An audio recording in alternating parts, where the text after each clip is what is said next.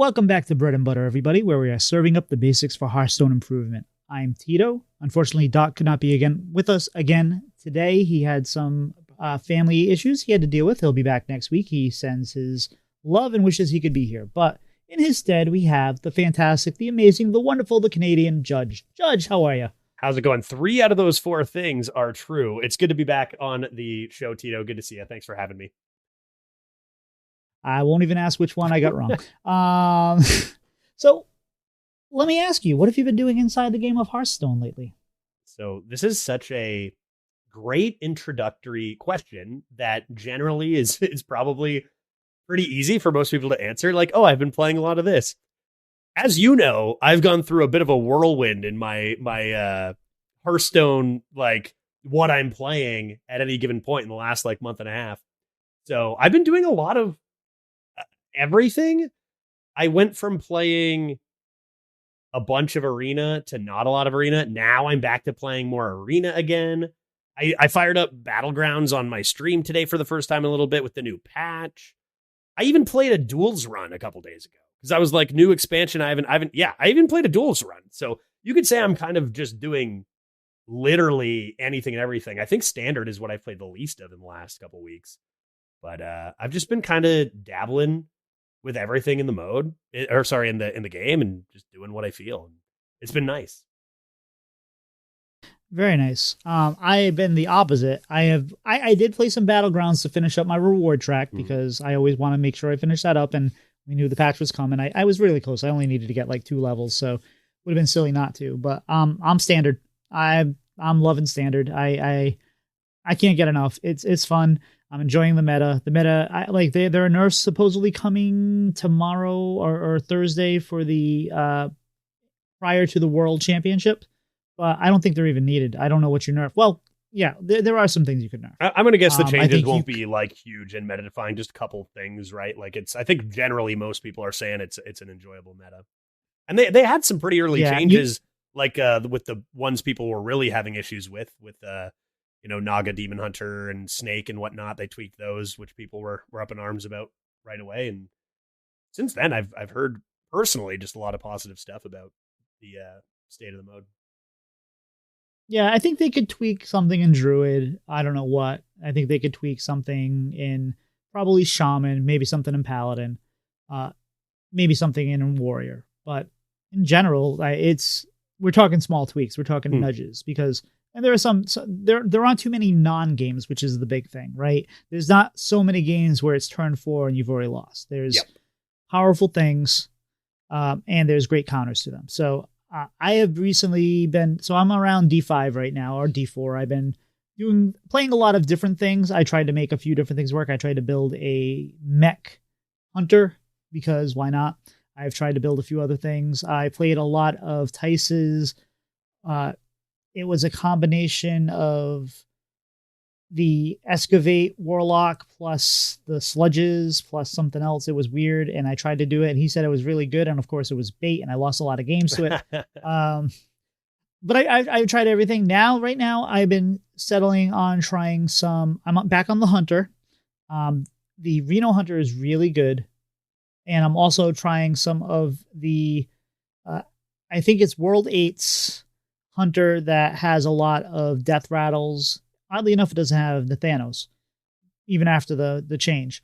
But it's basically, you have the Shadehounds and the Gorgons, and you have the Vultures and Yodelers, and it's just a fun deck. Yeah, there's so many directions to go, particularly in Hunter right now, too. I've seen so many lists out there. I guess you're going to see a lot of variety across the board when we're living in a Highlander meta, right? Because the more decks that only have one ofs, the more tough it is to nail down exactly what belongs. You get a lot of different ideas.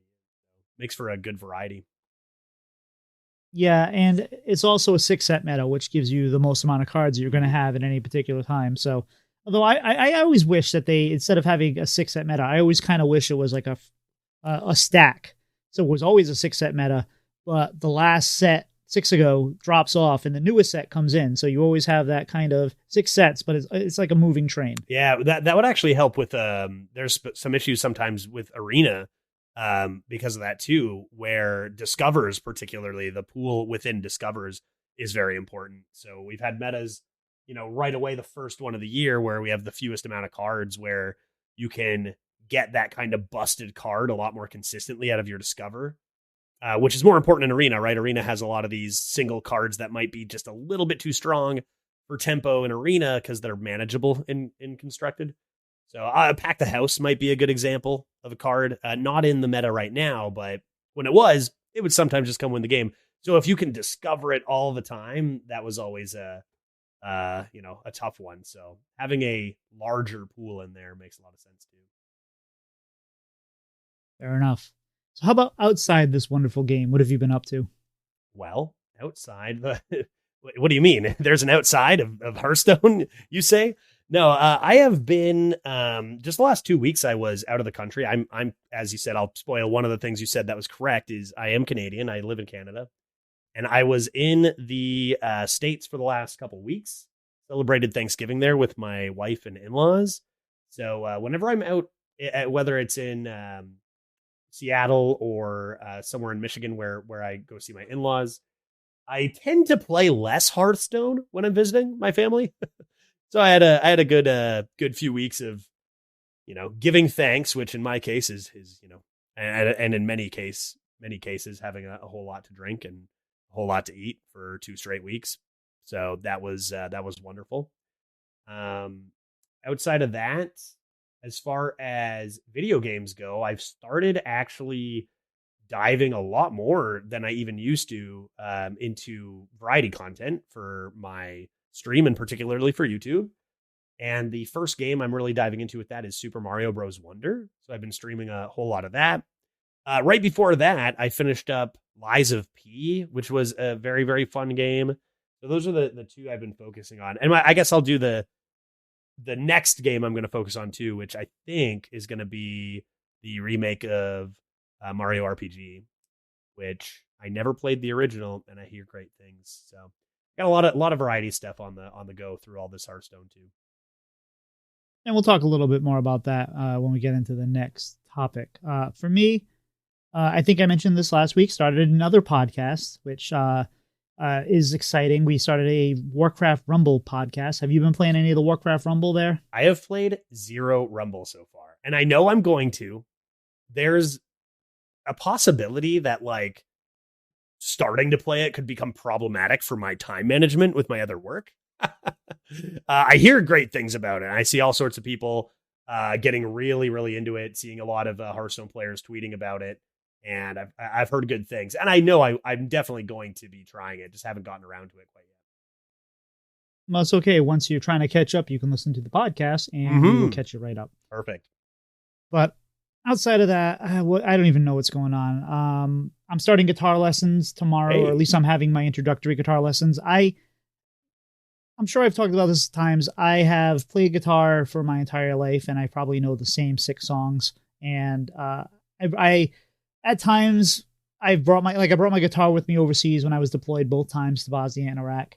And we did, we played around. At one point, we were playing the acoustic version of Hotel California together. And I know enough to be dangerous, but I've always been just kind of, I pick up the guitar, kind of remember what we've been doing. The last couple of weeks, I've been remembering songs. I'm like, oh yeah, this Could Have Lied by the Red Hot Chili Peppers. I remember how to play that. Let me think about it. But I've never really gotten past that. So I want to get in there and really start to not just learn a few songs, but I want to learn how to be a better musician. And I want to hopefully do some stuff with content on that and get there. And that's a long ways off. But if I don't do a lesson, or if I don't start going to see somebody or adding that, which I don't have time for, but adding it anyway, you end up doing the same thing and playing the same few songs, not really learning anything new. And oh yeah, it's easy enough to go look something up online and go figure it out. But to put that kind of dedication in along with everything else that's going on in the life, it's hard. So I want to kickstart that and start playing some interesting things and see where we can take that. That's awesome. I can kind of relate to that with, I've been talking for 4 years about getting some piano content out on my YouTube channel and video game music. And it's hard to do every single thing you want to. And when something you're passionate about, guitar, it's, I don't know, maintaining the status quo is easy, and you still get to play the songs you like. But I get that taking that next step can be tougher than you'd think, right? Right. I just want to learn. I've been creating a Spotify list of songs I want to learn.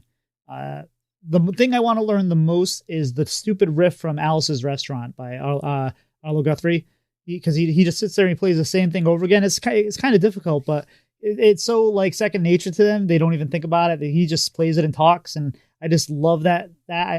So I'm gonna try to get that, but I tried to learn it I got the tab for it, and this is out of my league right now. So I want to learn. I want to learn more about shapes. And did you ever see the advertisement for Paul McCartney's masterclass on music?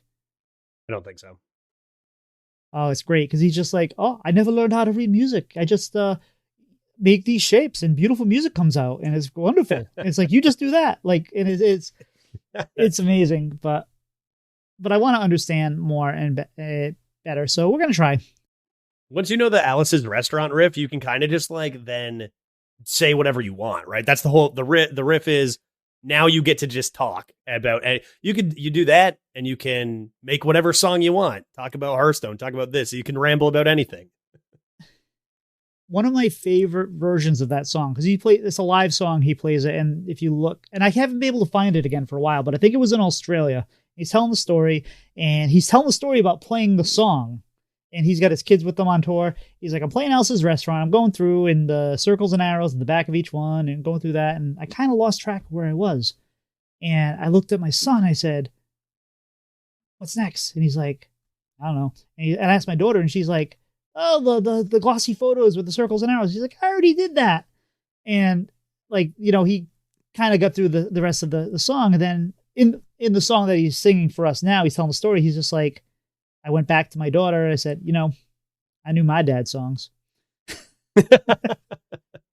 And his dad was Tom Guthrie, right? Or This Land Is Your Land, This Is My Land. Mm-hmm. And a lot of Americana songs from back in like the early 20s or whatever. So it's just interesting how it goes. But it's really funny. But we're not here to talk about music. This is not a music podcast. I'm not going to start a third podcast about music yet. Say we could probably talk for an hour or whatever, Oh, I could talk about music all day, but we're here to talk about Arena. So obviously we bring Judge in as he's our official Arena expert.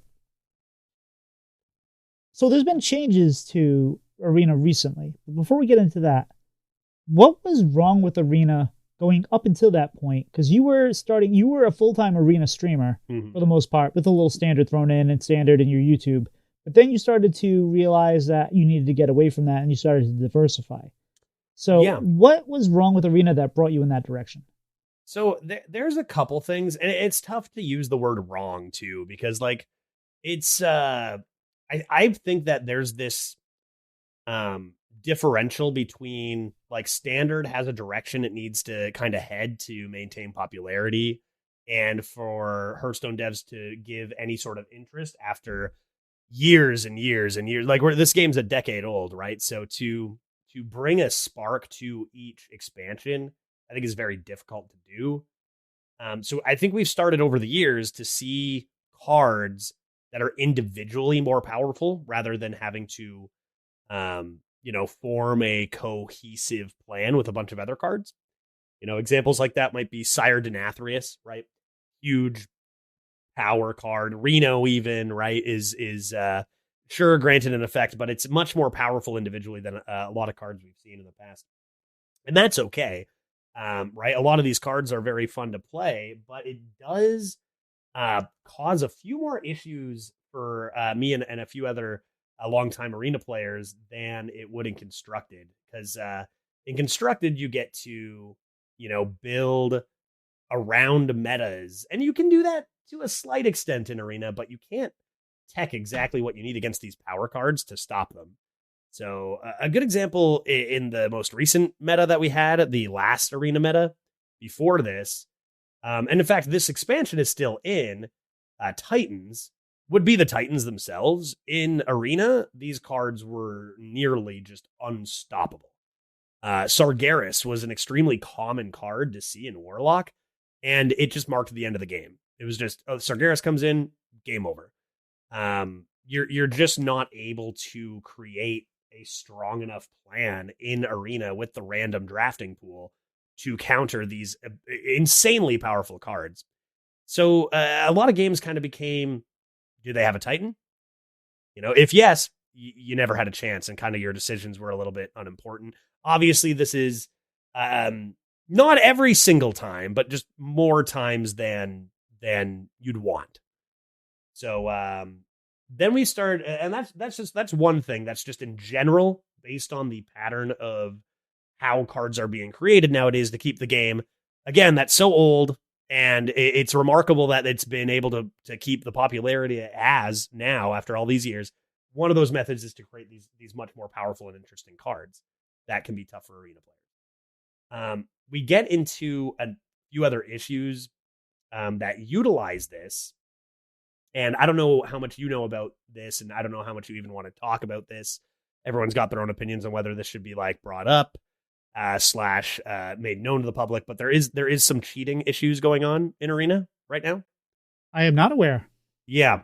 So this is I believe probably I would guess the devs like biggest issue, like as far as most difficult issue to tackle, is there is a very hard to pin down set of cheaters that are causing a lot of issues in Arena. And they originated this method of cheating that exists was very, very common on the Chinese server.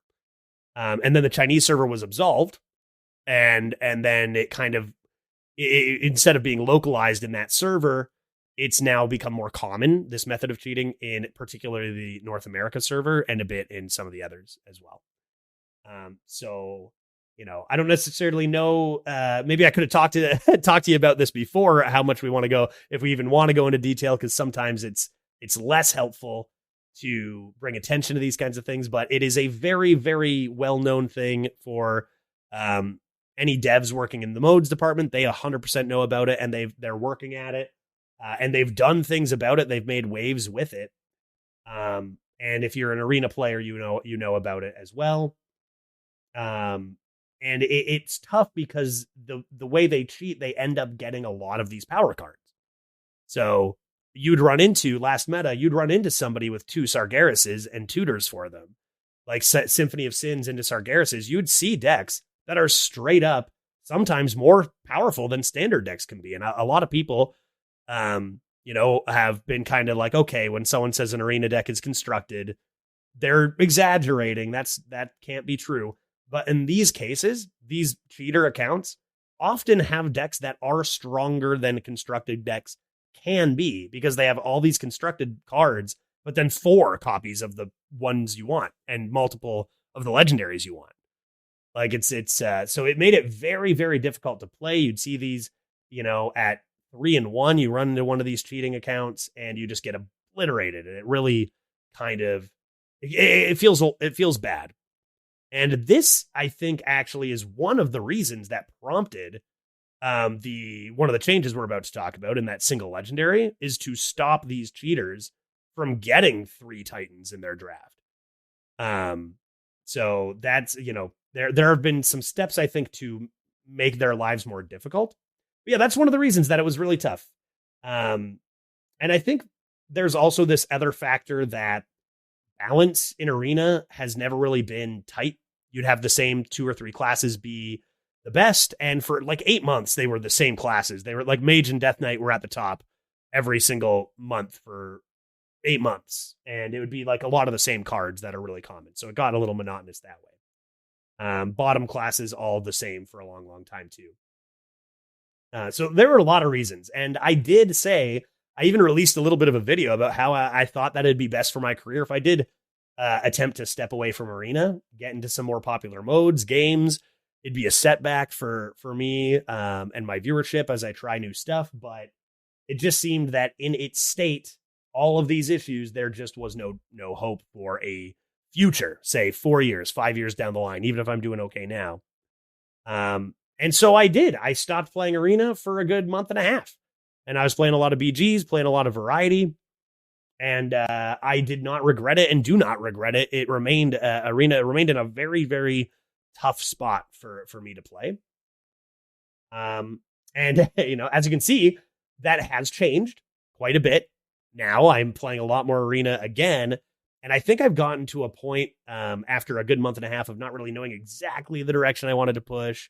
What was like, do I go all in on BGs? And then I decided maybe small doses of that was better. But now I think I've gotten to a point where, yeah, I'm going to be playing more Arena again. And maybe I even push for those top leaderboard spots again. But I am also doing a lot more variety and pushing more variety into, like I said, I'm doing YouTube content with variety stuff. And it's a lot of fun. I like a lot of video games. It's been really good for me. And I think that some of the best ways to play Hearthstone are maybe not playing it for 8 hours every single day, just giving yourself a little bit of mental space. And it feels a lot better when you're just playing when you want to play, right? So with Arena getting a lot, and I know we're going to talk about these reasons, but with Arena this very season and this season only, all of a sudden just becoming way, way more tolerable and way like just fun to play, straight up one of the best modes again. It's made for a good pattern for me. So might as well touch on this a little bit since we're kind of going into your diversification there in your content. How is it going as far as switching away? Like you've been an Arena streamer for a couple of years now, and that's where your bread and butter has been on. No pun intended. Nice. But your numbers go down when you start playing games that people aren't there to see you for. But maybe you also bring in new people. You maybe bring in new people that are there to see the games you're playing there. But it's definitely noticeable. So how is that going? And is that balancing out? Are you finding ways to bring in new viewership? Are you because for the most part, a lot of people I watch, I'm there for the game, and I am there for them because I only have so much time. But at the same point, even though if I'm there for them, if they're playing some game I don't really care about, I know I'm gonna wander and probably maybe keep them on, but I'm not gonna interact as much because I'm there to see. Yeah, I'm a big fan, but I'm also there to see the game, and that's why I'm there. So how it's an interesting. There's a lot of nuance into this conversation. Like there's so many different factors that go into like how much you're able to do certain content, how many viewers you pull in, how much money you can make to stabilize your decisions of, changing. And, it's like you say, some people will only watch me play Arena, and that's, the reality. And that's completely fine. That's what a subset of people like to watch. So of course that's what they're going to watch. And I look forward to seeing them when they come around for Arena. Right. As far as the diversification, even before this step that I've taken, I would have times where I'd split into variety content. Numbers go down, of course. This isn't like, this is universal. You'll see the biggest streamers playing the game they're known for. And even if they're going down is like 2,000 to 1,200, they will still take a viewership hit when they change, just as anyone with smaller numbers would. But the thing is, you do get new viewers. You do get different viewers, and that's also valuable. You stream Arena every day, and a lot of that is to the same people, and a lot of that is to the same supporters who have already subscribed to your channel. So if you, instead of streaming Arena 6 days a week and having, a certain amount of people subscribe to your channel, instead you streamed 5 days a week and 1 day of variety, odds are only like streaming 5 days a week is not, it's not like that sixth day is going to make you make a ton of extra subs, right? Most people who enjoy your content are going to be supporting you when you're doing that content. So all adding variety does for me is give an extra kind of avenue for people to meet me, see myself, see my content. And the most common thing for me actually has been playing variety games, meeting new people who like that game, and then they come and stick around for the Hearthstone stuff. And then we've made a new community member who hangs around and watches me play Arena. So that's another thing with variety. One more factor, and I don't like to talk about it so much because like there's always two ends to this. There's the, I want a healthy community and I want everyone to enjoy themselves, and I want, I want as many people watching me and hanging out as possible, and that's awesome. And then there's also inevitably, when you're streaming full time, a business aspect of what are steps that you need to do to make profit. Because if that doesn't happen, then I just can't stream as much as I do. So in that regard, a way to a reality as well is, as much as lurkers make the rock and world go round, I always say on my stream, and boost numbers, and that helps with sponsorships. A lot of the people who do financially support me are people who are there for me more so than the game. I find that like people who are just there for the game aren't as likely to give me personally their money as they are to just watch the game and enjoy themselves. Again, there is value to that, of course, as we know, but often the people who are watching me play variety are financially supporting me a little more. So that's why, even though it's not my highest viewer numbers, when I play Jackbox games, those are sometimes the biggest money-making streams. Even though I have a small subset of the viewership, it's all viewers who want to play games with me and hang out and stuff. And those are the type of people who are supporting the stream financially. So there's also that. So even though numbers can go down when I'm doing other stuff, that doesn't necessarily mean it's inherently bad. Now, it can be bad, of course. If you just lose permanent viewers all the time, of course, it can be bad. But I'm just saying it's not always necessarily bad. It's about finding the right balance. And that balance is different for every single channel and every single content creator. And it can be difficult to find. So that's kind of what I'm doing, is I'm trying to find that balance and hoping that balance can include a bit more extra stuff, whether it's variety content, music content, other stuff like that. And you kind of have to start over when you do stuff like that, right? You don't have the huge base from Arena. You have some people come over, but then you got to start growing other stuff too. So, that's what I've been doing, trying to find a good balance of everything. And that's including a little less Arena and a little more other stuff.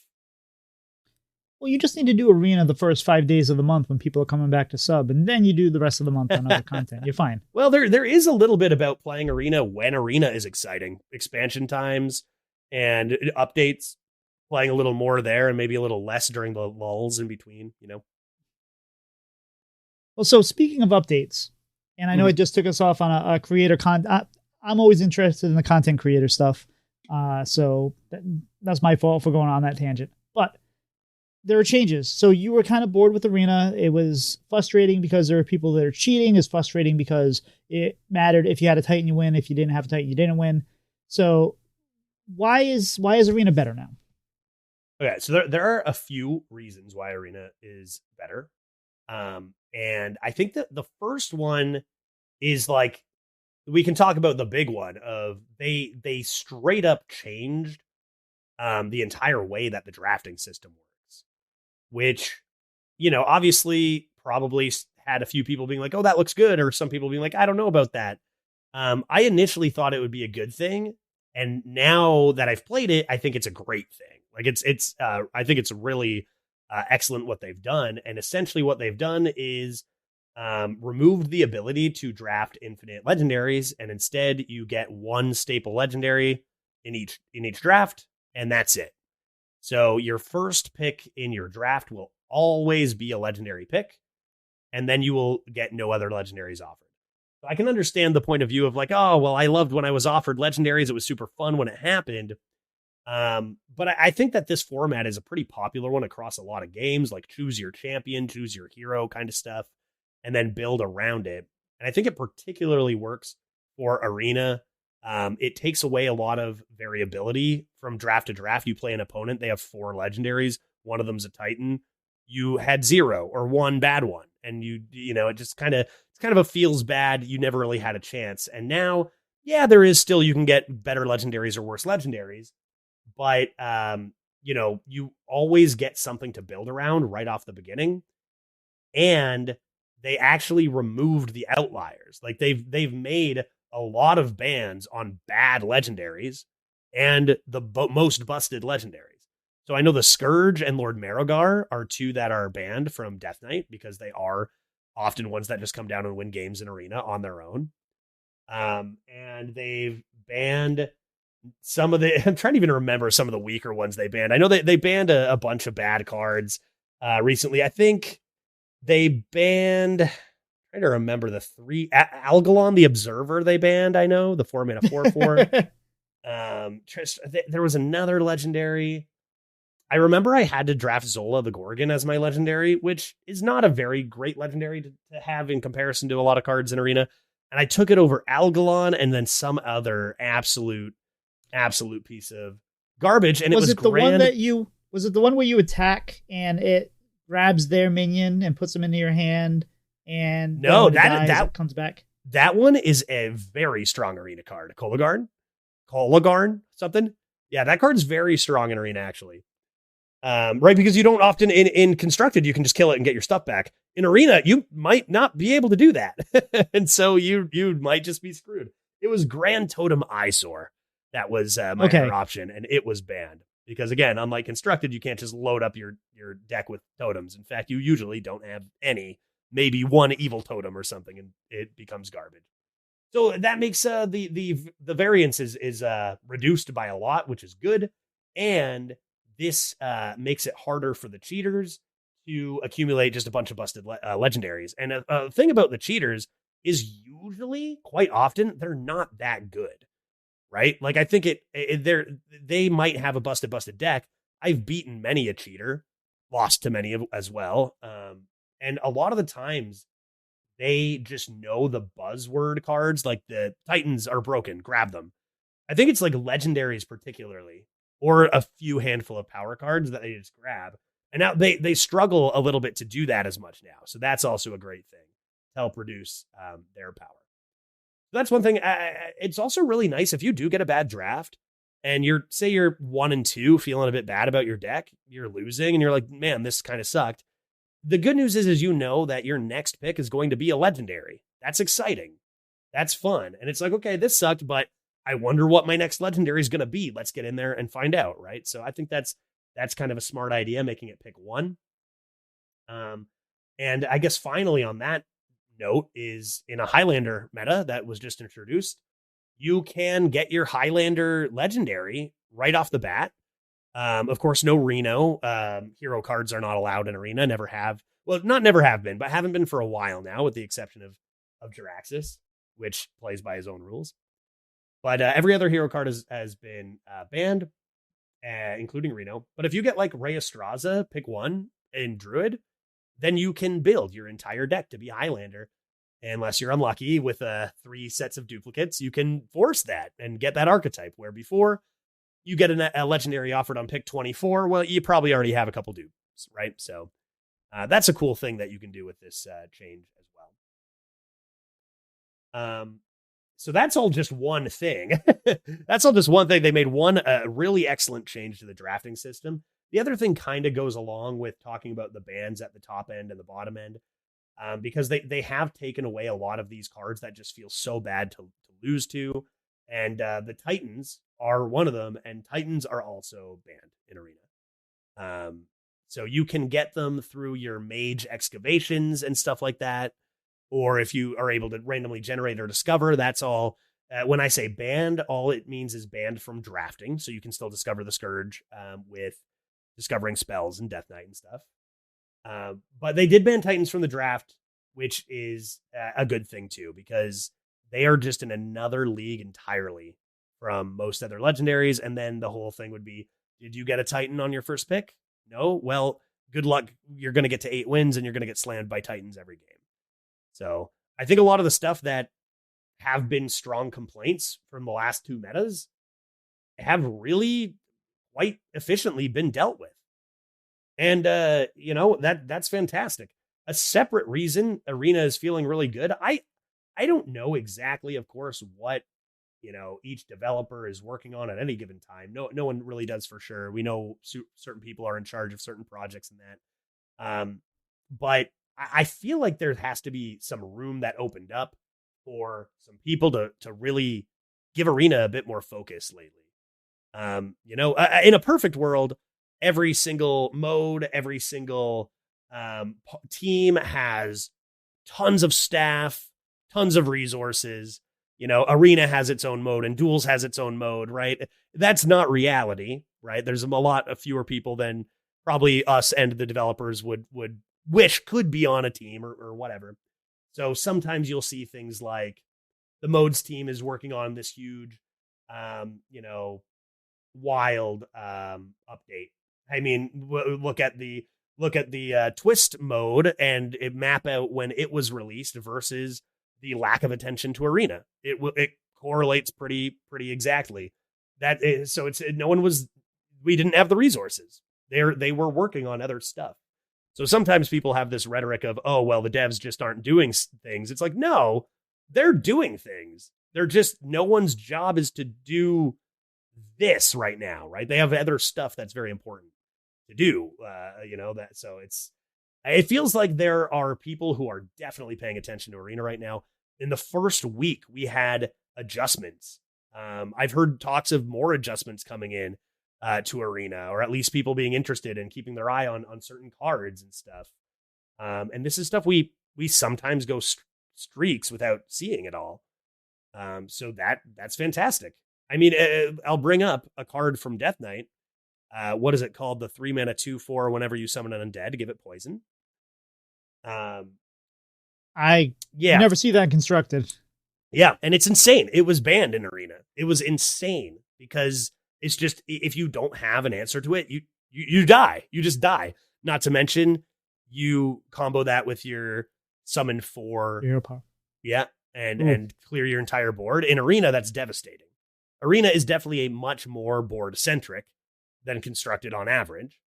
And the ability to rebuild that is very difficult after so efficiently having your board removed.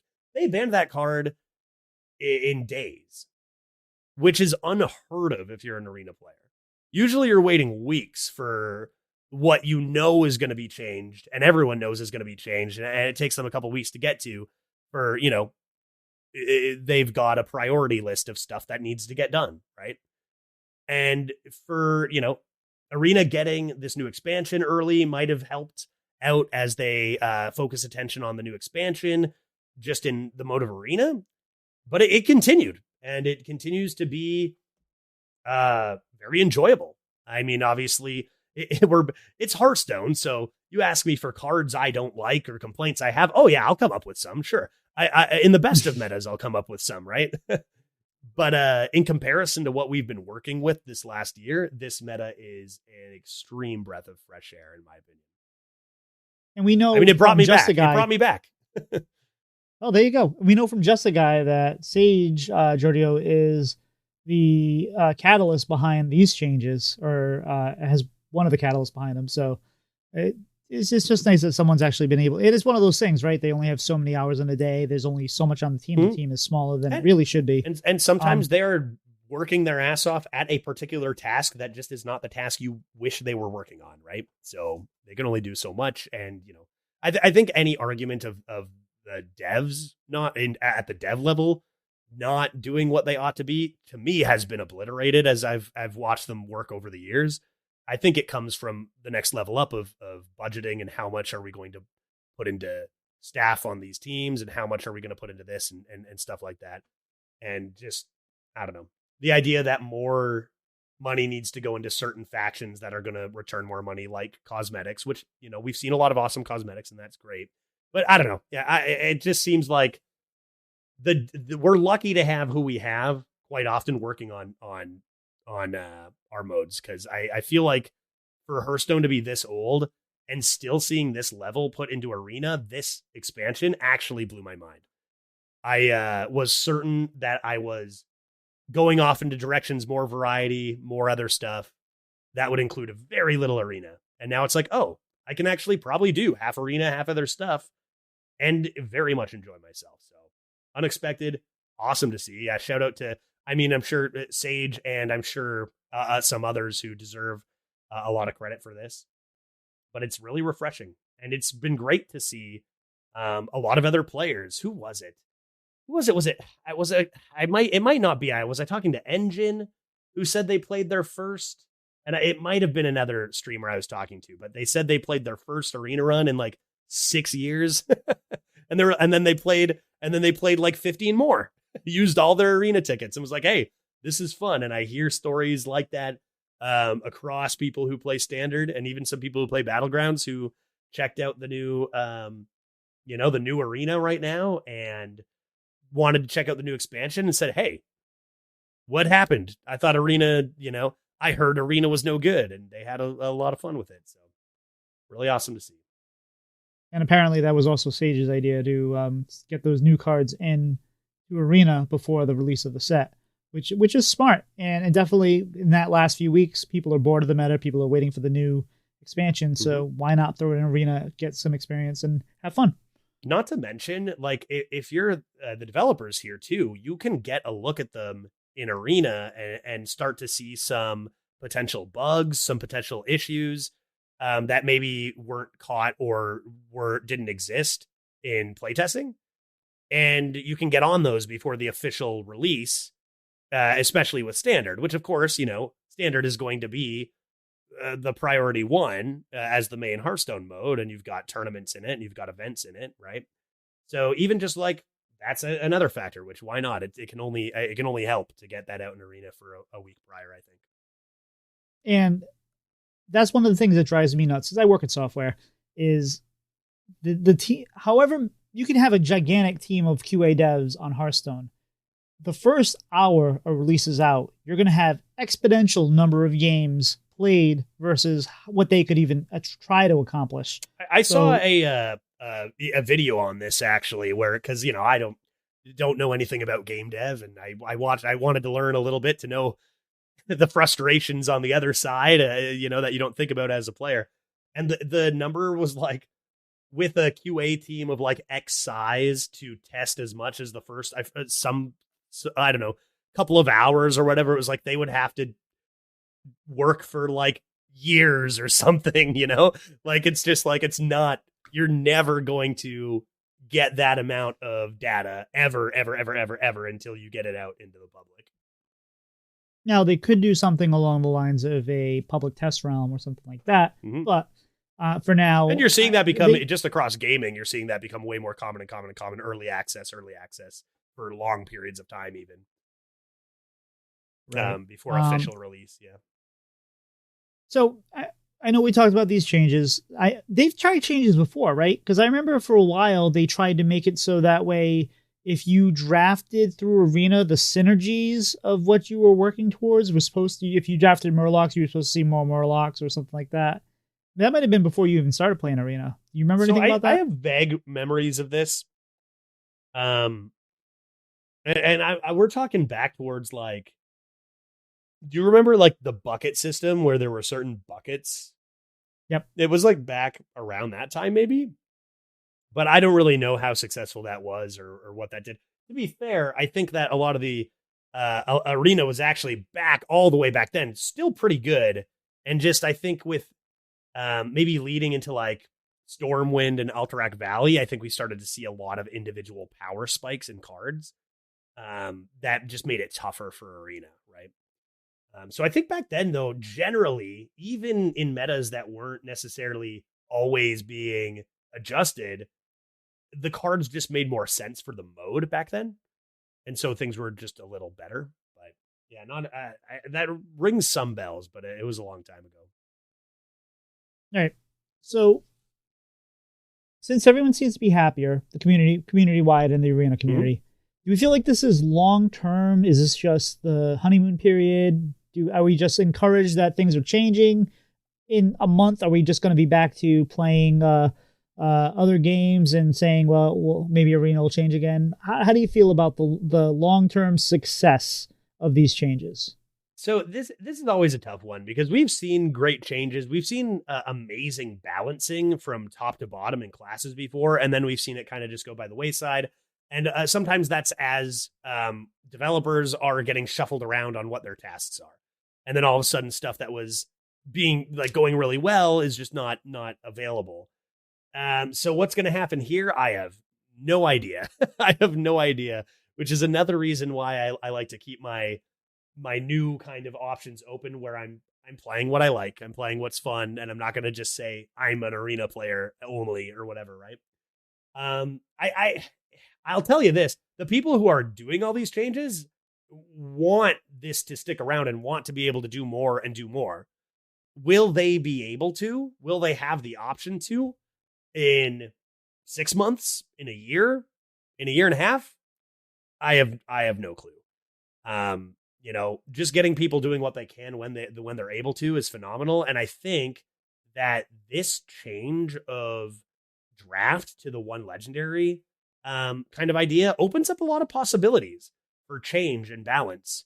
It can be very, very difficult to maintain a top to bottom split, like from number 1 to number 11 class, to keep that tight with, so many people only playing the top classes, lots of things moving around, and cards being so individually powerful that it becomes, if they're common, the class is good. If that one card is uncommon, the class is bad. A good example of that might be Demon Hunter right now has a card called Something Wolf. It's the Outcast 6/6 that summons a copy of itself.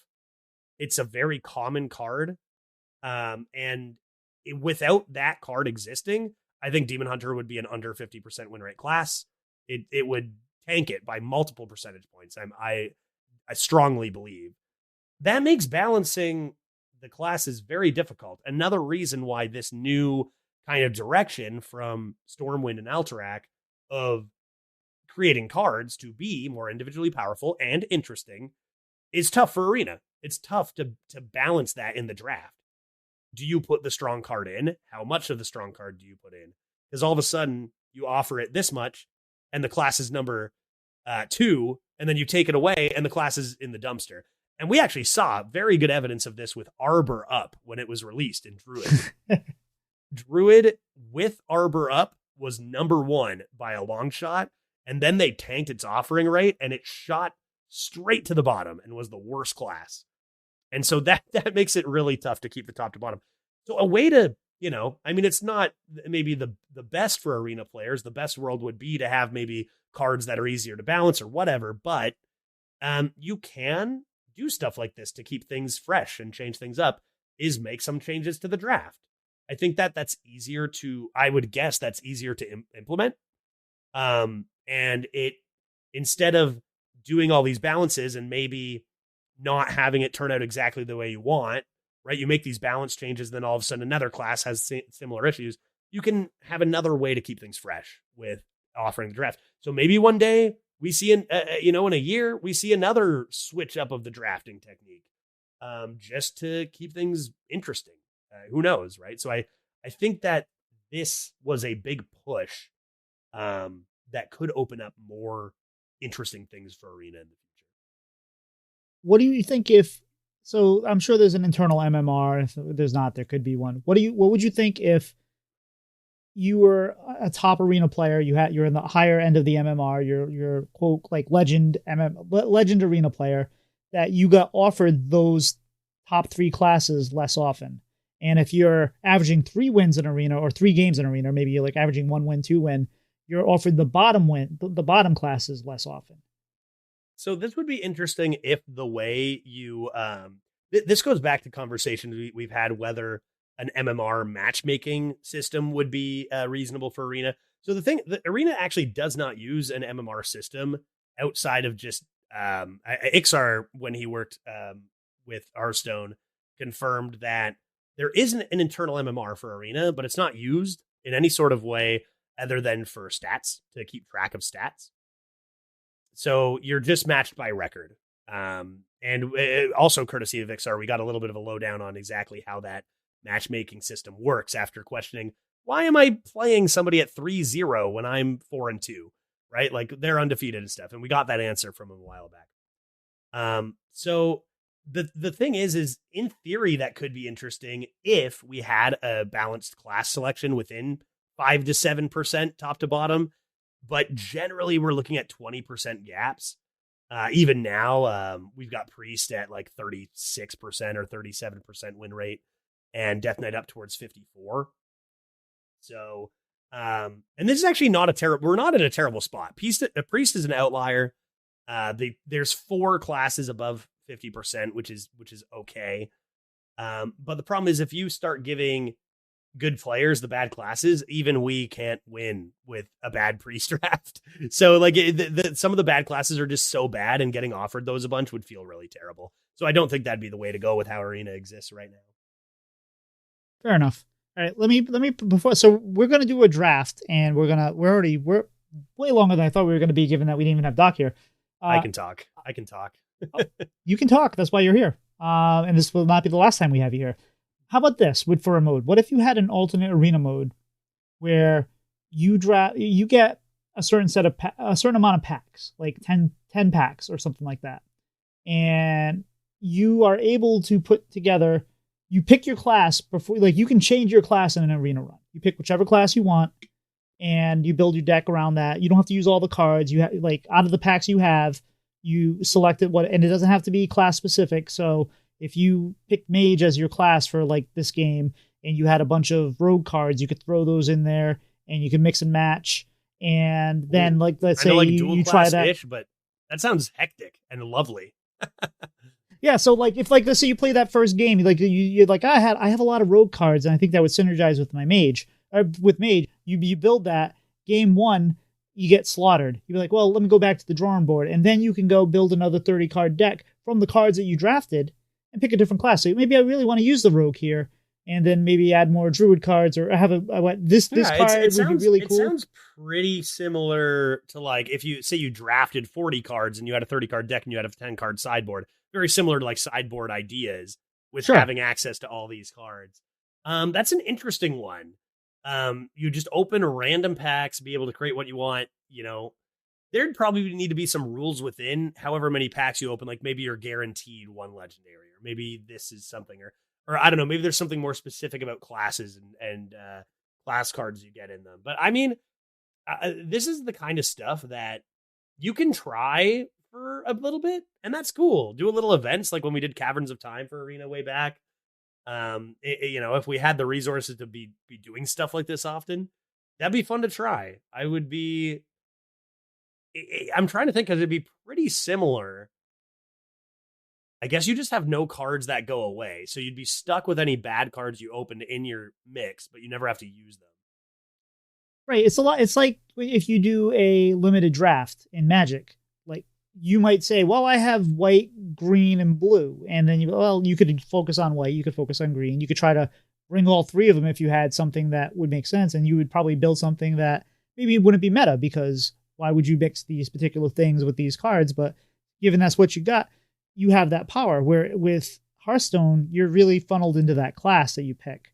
Where I think the joy that could be Arena is that you could open up space that you really can't in other places. So if I could say, oh, I have the ability to use some of these rogue cards with these druid cards and try weird things that never would happen, I think that could be fun. Maybe not saying to replace Arena, but I think it would be a fun. And honestly, a dual class Arena has always been something I've enjoyed the idea of. And when it's a good meta for it, I've really loved some of my favorite stuff. There could also be like a world where you get a certain amount of packs open, you make a deck, and then if you win, you like pick 5 cards to carry on to your next tier. And maybe there's like multiple tiers of opening packs. You know what I mean? Like you open, this is what you have for this, and then you can bring some keepers to the next round and open more and make new. And that way it keeps it fresh too. I don't know. There's lots of different ways to explore new and interesting stuff for sure. That I'm all about just trying stuff. New, better, more mixing things up, the better, in my opinion. So I'd be down to try it. It'd be like Twist, but for Arena rather than for Standard. But that would be hard to do, and obviously, again, with only a couple of people working on it. Exactly, and it's not like can they really be making a new thing every however amount of time if they're going to be trying new stuff? Exactly. There's lots of reasons why it'd be tough. All right. Well, I am booting up my client, so let's go ahead. So we're not going to actually have time to play. I thought we might. I'm like, how are we going to have enough time to draft? Maybe we can play a game. No, we probably should even skip the drafting, but we're going to do it because we're here. Speed draft. So, do you want me to share here in Discord, or do you want to hop on and spectate? I guess you can't spectate the drafts, right? Yeah, so you can't actually spectate drafts in client right now, so I would need you to share. Yeah, we can definitely do that. So let me share my screen here. All right. You should be able to see that now. I can indeed. We are going to go. Arena, there we go. Let's go. Let's hope for a good draft. Oh, okay. Apparently I did the thing where I had a draft started and I didn't finish. Good for us. Free arena ticket. 3 chorus riffs. Where's the bridge riff? Is from a bit ago. Yeah. I don't know. All right. So we'll look at that later. So let's go ahead. We're going to choose arena. We have 7 tickets left. I think that's you can tell how many people, how often people play arena is if they have tickets or not.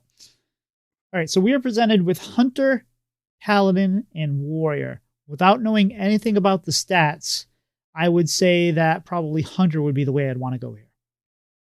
Okay. Well, Hunter is the number 1 class in arena right now. So you choose well. That being said, Warrior and Paladin are also very strong. These are 3 very strong heroes. I think Warrior's number 3 and Paladin's number 4, with only Death Knight as number 2. But Hunter is the best class right now. Okay, so I have played a lot of all 3 classes. I've played probably a couple thousand games of Paladin in the last couple months. So would it be better here to take Hunter, which is the best class, or would it be better playing Paladin, which I probably have some feeling for? I think that Hunter is enough in the lead over Paladin that it would still be better to take Hunter. All right, so we're picking Hunter. All right, so our choices for legendaries: Colossus of the Moon, Divine Shield Reborn, 10/10, 10 mana. Sathravar, Battlecry. Choose a friendly minion, add a copy of it to your hand, deck, and battlefield. That's a 9 mana 5/5. And Ziliax, a 5 mana 3/2 magnetic, Divine Life Shield, Rush, and Taunt. So we're gonna do this where you're gonna say your pick, and then I'm gonna chime in after. Right? Is the idea? Right. I'm gonna and you can even like if you want if you feel like why did I make that pick or what was my thought process, we can talk about that too. I think Ziliax is the pick here because I think Sathravar gives us the most value. I feel like that is so far down the end of the game, and then at that point, what minion do I have on board? Is it really going to be worth getting a copy of my hand, deck, and battlefield? That's going to be very dependent. I don't think Colossus of the Moon, while being kind of a big bomb, I don't really feel like it's... Honestly, I didn't realize that was a legendary. I thought that traditionally was just a rare. So Ziliax, and knowing just the history of Ziliax and the long storied history of how important this card has been, it still is one of those cards that comes back to the meta and still sees play. So I think Ziliax would be the choice here. Yeah, I think for me it's Ziliax, and it's not even close. I would also like to say though that these are like terrible options right now. Okay, like fair. This is you hate to see this. Even Ziliax, there's so many better hits for Hunter right now. Ziliax is maybe a little slower than you want to be. You've got a lot of potential tempo, but I mean it's Ziliax. It's fine. It's versatile. It's some healing. It can be okay. Now, would you just retire that draft and start again if you were streaming or doing anything? Absolutely not. Absolutely not. So not for this. The only things I've retired recently are when I pick Pud and get no ogres. Then I'm furious. But for Hunter especially, the class is so all around good right now. I think a lot of people with their first legendary or first pick are like, okay, you get 1 legendary. It better be good. Your deck is 30 cards. You can have a terrible legendary and still an amazing deck. You know, we did it before this drafting system too. So Ziliax is okay. It's probably not going to be one of our best cards. In fact, already, I'll let you make this pick, but already there is one card here that is, in my opinion, I'd pick over Ziliax for sure. Honestly, probably 2, to be honest. but yeah, it's just one card, right? We continue on. Okay, so I'm presented now with pick number 2. It's Greedy Partner, Explosive Trap, and Messenger Buzzard. Going by what I know of standard, Messenger Buzzard just seems far and away the best card here. Yeah, so it is worth saying that Greedy Partner is quite strong in Arena, like a 1 mana 2/3 kind of, because you do want a lot of 2-drops in Hunter especially. But yeah, Messenger Buzzard is for me easily the best card here. It's premium. Okay, well, given that we just took Messenger Buzzard, our next cards are Royal Librarian, which is a 4 mana 4/4 tradable, Battlecry Silence a Minion, which sounds like that'd be pretty useful in Arena. We have a 3 mana 4/3 Shaky Zip Gunner. Death Rattle, give a minion in your hand +2/+2. We're already seeing a bunch of cards we don't usually see. But I think the far and away winner on this one is Awaken Tremors. Get 3, 4, 1 worms. They cost 1. This seems, I mean, this is just solid in standard and with the messenger buzzard. That just seems potential, just some good synergy right there. Yeah, so even if we didn't have the buzzard, this isn't even remotely close. Awakening Tremors is one of the premium cards, like just a premium card right now, too. Definitely. Okay. Haven't seen her in a while. Blazing Battle Mage, a 1 mana 2/2. Savannah Highmane, which is always traditionally considered a bomb in Arena at 6 mana 7/5 before it was buffed. Death Rattle, summon 2 hyenas, and bait and switch. Secret, when a friendly minion is attacked, give it +3/+3. This one, I think I'd be tempted to take Highmane, but the 1 mana 2/2 feels like that's just a lot of power and tempo. And there are better cards that I probably want to see at the end of my curve. So I'm going to say, and bait and switch is not bad, but I don't think it's what we're looking for. Although, given that we are talking about Arena and you are saying that Arena is more of a board-based meta, this might actually be a really strong card. I don't know. But I would say my pick here would be the Blazing Battle Mage. Yeah, so I think that probably the correct pick is Blazing Battle Mage. It's tough because that Savannah Highmane always looks so juicy and so tasty. It is, by the numbers, the worst card here. Below bait and switch as well, which is, there's a lot of really, really powerful mid-game cards for Hunter right now. And Savannah Highmane's a strong 6, but it's not, playing a 4 mana 4/4 rush into another 4/4, right? You pay half the price for the same amount of stats or whatever. 1-drops always will have higher win rates because good players tend to prioritize them. And players with good curve tend to win games more. Same kind of idea. So the numbers on that are quite high. There's also another idea, though, that there are also a lot of good early game cards for Hunter. So maybe you can get away with one of the others. I think I'd probably just make sure I'm getting early game and take the Battle Mage myself if I'm tryharding. But this is one where you could kind of pick any direction and make it work. Bait and switch is good. It gets worse as you play better players. So the higher wins you get, the worse it gets because people can play around it better. But I think I'd also take Battle Mage. All right. So, and just so you know, I'm not running any stats here. I am going blind, so I don't have any add-ons telling me anything percentages. So we're just going based off feels here. Our next card is Twin Tyrant, 8 mana, 4/10, Battlecry Deer, deal 4 damage to 2 random enemy minions. Durnhold Imposter, I don't even recognize this card. A 3 mana, 3/3. Each turn this is in your hand, transform into a random 3-cost minion that gains poisonous. And then we have the Shaky Zip Gunner again, 3 mana, 4/3, Death Rattle, give a minion in your hand, +2/+2. Twin Tyrant's always been a good card in Arena, I believe, but this Durnhold Imposter seems interesting with poison. So I'm going to say Durnhold Imposter would be the play here, but my guess is you're going to tell me it's Twin Tyrant.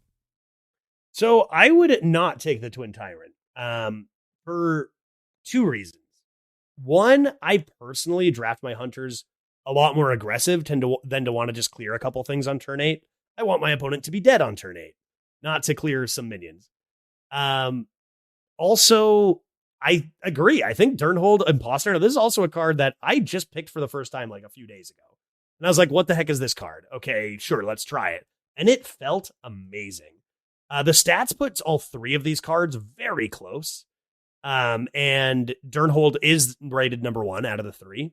Shaky Zip Gunner with that buff, also very strong. But I think I also would take the Imposter. Lots of, just getting a poisonous with a card that does anything is great value for Arena. And if you get a Death Reborn on it or something like that, now you got a stew going.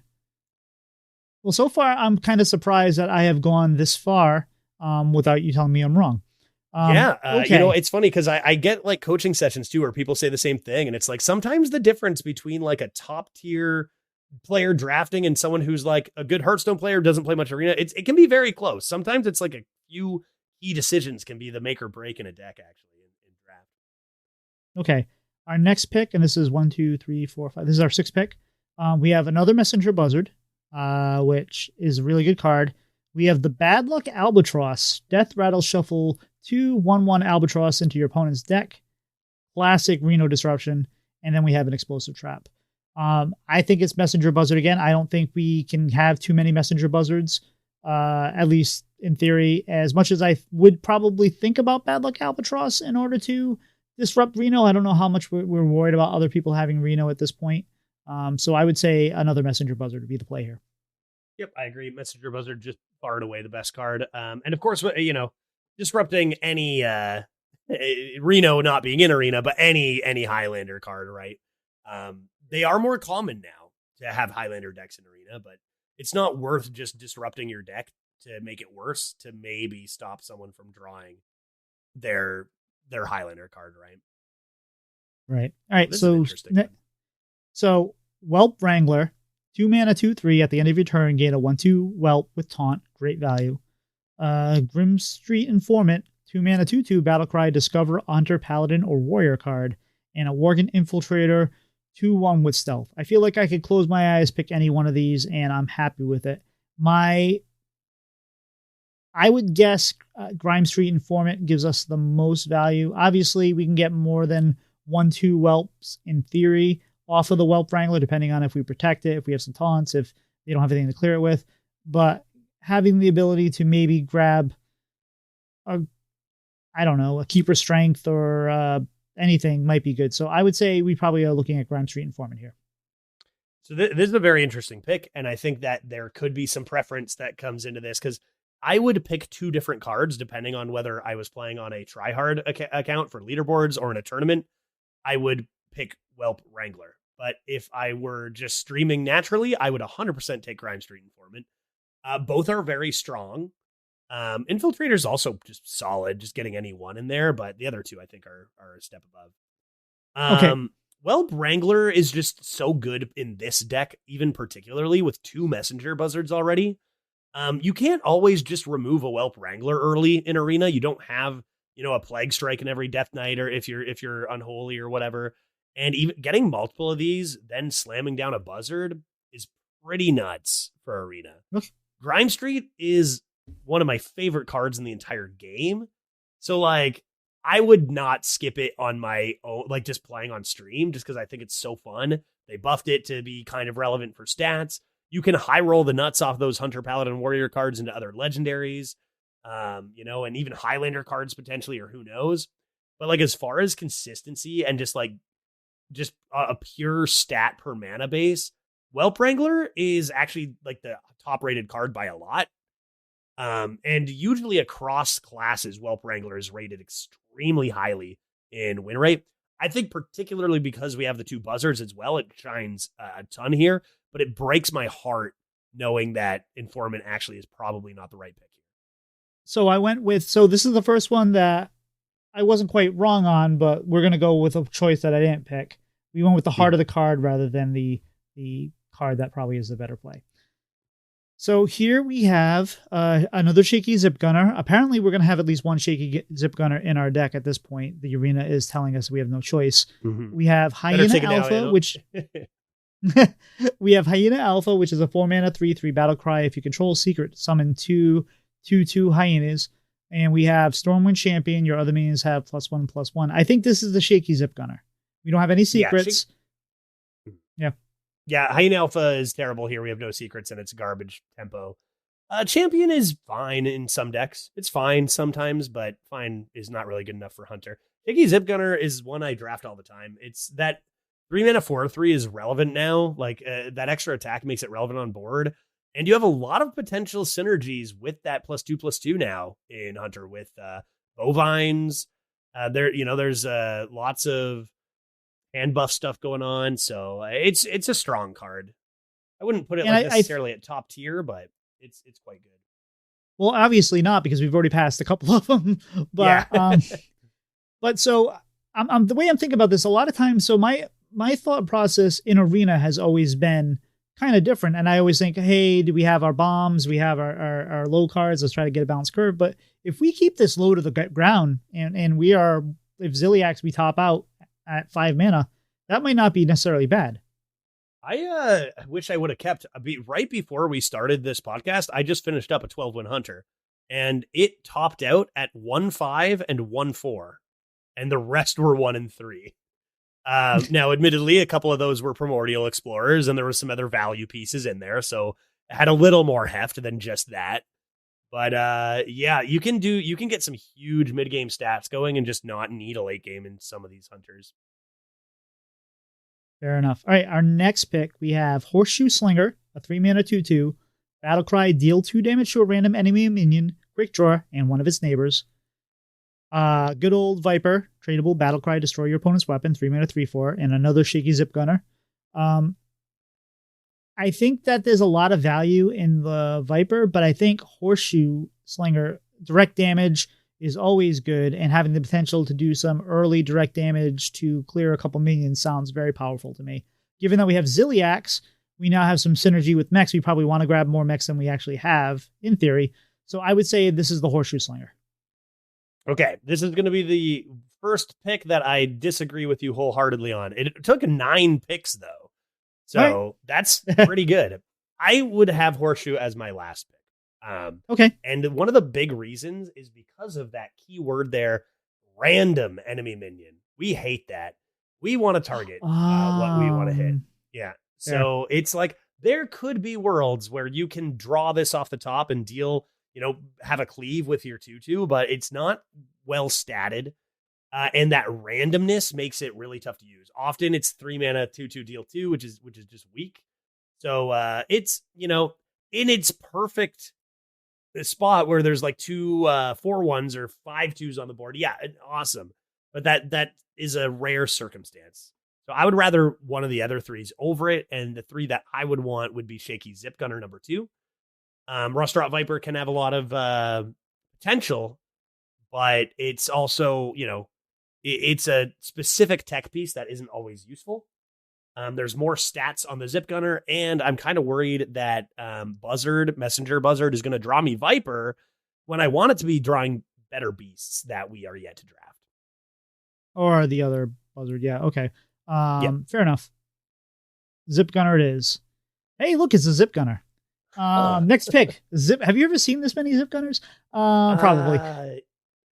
But like it's pick 10, and this is our like 5th Shaky Zip Gunner offered. So we have. I don't think I've seen this many in such a little time. Oh, on that last pick too. Did it matter that it was a mech that we had Ziliax? Probably not, right? No, I don't think we need to worry too much about Ziliax. Ziliax isn't going to be one of our stronger things, and like it could be a slight factor depending on the mech we see. If we pick up a containment unit or something, a bit of a beefier boy, maybe we consider that, but that's not something we're too worried about. All right. Our next card is Utgard Grapple Sniper, Battlecry. Both players draw a card. If it's a dragon, summon it. That's a 6-mana 5/5. And then we have Old Faithful Direwolf Alpha, 2-mana 2/2. Adjacent minions have 1 attack. I think this is Direwolf Alpha. I think Zip Gunner is good. I think we want more two cost cards, and this is always good to boost some minions to maybe clear some cards that we need to. I think that's fair. So first of all, Utgard Grapple Sniper is horrendous and unpickable. Shaky Zip Gunner number 3 versus Direwolf. Now this is a funny one. I think I lean the 3rd Shaky Zip Gunner as just a standalone bigger pile of stats. Okay. You'll see a pattern of if something has no conditions and has stats, like that's what I want, right? Direwolf admittedly is a fine pick here with already 2 Shakies and an Imposter for 3s, but it also does have this small requirement. Shaky Zip Gunner only requires you to have a minion and is a lot of stats. It's also early, so we do want more 2s, it's true. Hopefully one's honestly better than Direwolf, but we have time to pick those up. So I would just keep slamming Shaky Zip Gunners here. All right.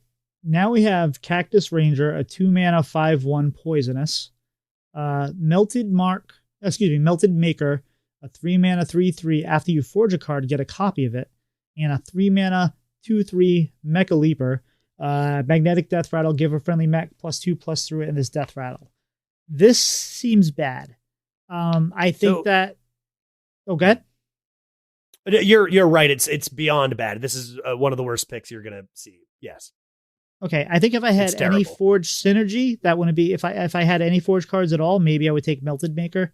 I don't even know what the rarity of the secret forge card is.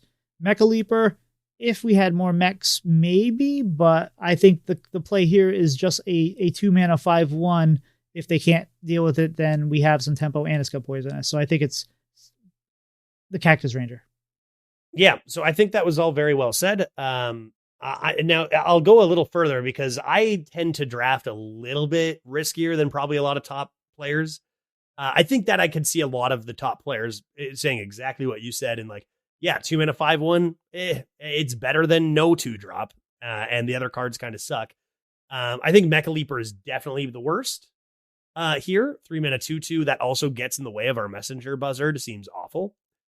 I personally might risk the Melted Maker as a 3-mana 3/3 with the idea of hitting a forge. It's horrible and maybe wrong. Maybe like this is a riskier pick. Cactus Ranger, slam it on 2, maybe go face for 5. Okay. It's a bad pick. Yeah, okay, so I would say as well that the Hunter Forge Secrets card, the Titan Forge Traps, is in about 40% of decks. So it's pretty common relatively. Okay. And also there are a couple other neutral forges that are fairly common. So it's not great though. Even if you draw it, you still, it's a dead card for now until you get forward synergy. And then you're doing value stuff when you want to be killing your opponent's face. So it's it's a good thing we have the draws of these buzzards and hopefully we can figure it out. But tough pick. I think I would have taken the Melted Maker. I took it. We're taking I'm making the pick, but then we're adjusting for the better pick. So this next card we have Doggy Biscuit. I think this is a solid, so 2-mana, tradable, give me +2/+3 after you trade this, give a friendly minion rush. Another Whelp Wrangler at the end of your turn, game +1/+2 Whelp, taunt, and freezing trap. I think given our Messenger Buzzard synergy and what we were saying about Whelp Wrangler, that's the pick, but Doggy Biscuit feels like a really good pick too, but I think it's the Whelp Wrangler given all things. Agreed, man. I think that's exactly what I would say. Yeah, Doggy Biscuit is good. It's a very strong card. Whelp Wrangler is just like, even by the numbers, it's in another league. It's like 2% higher than Doggy Biscuit in win rate. Like it's just like, it's very, very strong, and this is definitely the deck for it. Okay. Dragon Breeder, Battlecry, 2-mana 2/3, Battlecry, choose a friendly dragon, add a copy to your hand. We have exactly 0 dragons so far. Elven Archer, copy one of the whelps. Oh, fair enough. From the whelp. Well, it makes sense. Elven Archer, the answer to every Squelch riddle. Battlecry, deal 1 damage, 1/1/1. Crushes your opponent's Cactus Ragers. Ooh, yes, we've avoided that. If they happen to steal this with one of the free spells that gets my cards and then use it against me to get rid of my Cactus Ranger, we'd be good. But 2-mana, 1/3 Selective Breeder, Battlecry, discover a copy of Beast in your deck. I think this is a no-brainer Selective Breeder. Yes, absolutely. We love to get copies of buzzards. We love to get copies of, other beasts down the line. There's a few that we haven't picked up yet that we're hoping to see. Particularly strong ones are the 4-mana 3/3 with Rush that summons minions, Frostwing, I think. Yeah, I'm not sure. And also the Echo card. I believe it's from Caverns of Time. 2-mana 1/1 Echo, adapt your Time Lost Raptors, I believe they are. Oh, yeah. That card is very good. I don't think I've really seen much of that card played in I haven't seen much of it played in Twist when I've played the little I played. Gotcha. Mm-hmm. All right. Our next one, Mermy. 1-mana, 1/1 Reborn Undead Murloc. Explosive Sheep, 2-mana, 1/1 Death Rattle, deal 2 damage to all minions. And Wandering Monster, 2-mana Secret. When your enemy attacks your hero, summon a 3-cost minion as a new target. I think that we're kind of low to the ground. We don't like Explosive Sheep. That seems like if we had more big bombs, we'd want that kind of protection. Mermy's very sticky. I think that's a solid card, but I think Wandering Monster is the play here because it is it protects our face. It potentially generates some tempo if whatever they attack into doesn't clear the 3-mana minion. And I think there's more options there. So I think it's Wandering Monster with Mermy a close second. Yeah, so Explosive Sheep is pretty trash in Hunter, and it is trash here. Something that's kind of interesting is you could put Ziliax on it and then Lifesteal consecrate your opponent's board, but that's not really what Hunter, and especially this Hunter, wants to do. So the between the other two, I could see either or. I would actually lean the Mermy though, and pretty much the only reason is I want more turn one playables, and that's it. Right now we only play Blazing Battle Mage on one. I just want more. And that's just pretty much the only reason. Getting lots of early game is just good for Hunter. Just get on the board early, protect your Whelp Wranglers, get more stats that way. Just get on the board, go face early. So I prioritize a lot of ones. All right, our next one, I think this is the one you were just talking about. So we have Mark Shot, 4 mana spell, deal 4 damage to a minion, discover a spell. I would almost probably snap pick that one if I wasn't thinking about things. Wandering Monster, secret, when an enemy attacks your hero, summon a 3-cost minion as a new target, which we just talked about. I think that's the worst pick on this particular board. And then we have Twisted Frostwing, which is a 4 mana 3/3 rush, Death Rattle, summon a Chimera with stats equal to this minion's attack. I think 80% of the time we take Mark Shot, but given that we have some Messenger Buzzard synergy here, I think that, and plus the fact that we get so much value out of a Death Rattle that summons an additional minion and has Rush, I think the play is Twisted Frostwing here. Yeah, really good with our Buzzards. I'm going to blow your mind here and say I pick this Twisting Frostwing 100% of the time, even with no Buzzards. That's how strong this card is in Arena. I love Mark Shot. It's also just something you just have to play to know about the pool of spells that are in, because it's all different sets. The Hunter spell pool probably benefits early game a little bit more, and then by the time you play Mark Shot, it's less impactful. Collateral Damage is no longer available, which was a huge one to pick up. Ooh, yeah. Yeah, so that card, it's still good, but I think that it's a little worse now and doesn't quite fit the most powerful archetype of Hunter, which is just busted mid-game stats, which Twisted Frostwing assists with. Okay, our next round, we have Savannah Highmane.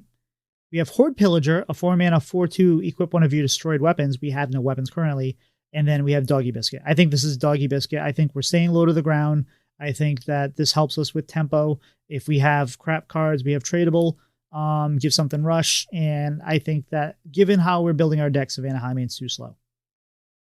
Yep, I agree. I think Doggy Biscuit is the way. Now, we are pretty light and might want to pick up either some draw or something with a little heft just to have. But we still have 14 picks, so we've got time for that. So I'd take the Doggy Biscuit there too. Okay, next we have Silver Serpent, a 3 mana 2/3 rush poisonous quick draw, gain immune this turn. We have Bounty Board, a 3 mana 0/5 your excavate quick draw tradable and legendary cards cost 1 less. And we have Kobold Miner, Battlecry excavate a treasure, 2 mana 1/1. This is clearly Bounty Board. No, I'm kidding. This is I like Silver Serpent here, but Excavated Treasure is pretty good. Even like the 1 mana treasures you get are pretty good. The Rush Poisonous is fantastic. And pulling that from the Buzzard and isn't necessarily great because we want to quick draw it, but a bigger minion that has if we can pop it, if we can break it open on our turn, they don't always kill the Buzzard. Maybe we pop it off and then we draw the Silver Serpent on our turn, right? But I think it's Silver Serpent. I think it's Silver Serpent too. Kobold Miner is a good card. Excavate's great in Arena. I think it's a little bit worse in Hunter specifically because they do come with, you do have to give up some stats to get these Excavates. It's a little bit of a slower play, and Hunter's very fast right now, but they are good cards. I would say Silver Serpent. We also have Selective Breeder into Silver Serpent for the quick draw, which is really good if we need it too. Now, is Bounty Board the worst card in the Arena draft? That's a good question. Probably.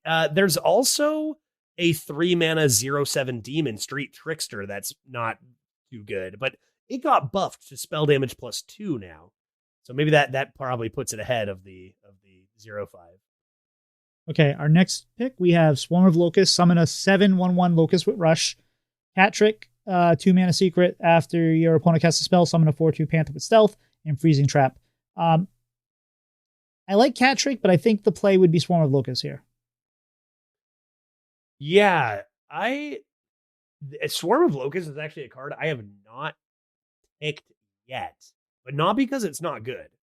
It's a solid card. I mean, you know, it's good at removing a lot of stuff. If you have 2 things on board, you can use 5/1/1s to clean up a few things so that your minions can go face and stuff like that. It's solid, and there's even ways to buff them on board. And it probably is the pick here. Don't need. I think it might be close between that and Cat Trick for me. Freezing Trap is also still decent, but Death Knight is so common and it's so garbage against Death Knights when they can just trigger it with their hero power. I think I would take the Swarm of Locusts as well. Ideally, a lot of my cards are really functioning as I am killing their face rather than cleaning up the board, but it's still a strong card. But this is probably a good card after a clear, if they clear my board and I need to regain some tempo. Yep. Gives us a little bit more beef when we're a really light deck as it is right now. All right. Tar Creeper, 3 mana, 1/5 taunt, has +2 attack during your opponent's turn. Used to be in just about every deck, and then they brought it back and no one plays it. Rotten Apple Bomb, 5 mana, 4/6, taunt Death Rattle, restore 6 health to your hero, and then Ancient Totem, 0 mana, 0/3, which I really think there should be a achievement for killing your opponent with that particular card. These are both really good.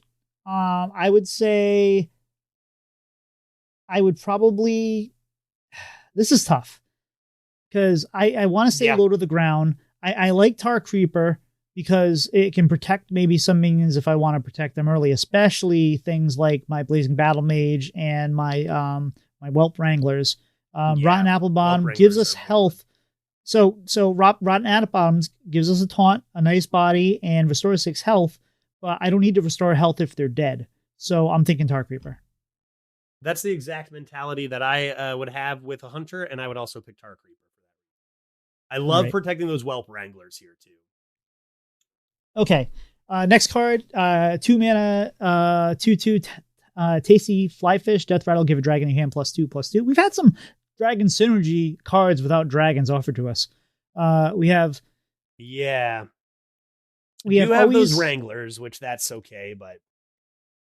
Yeah, we have always a bigger Yarmonger, which is give a minion +2 attack, XX damage, deals dealt by attacks, hits the enemy hero.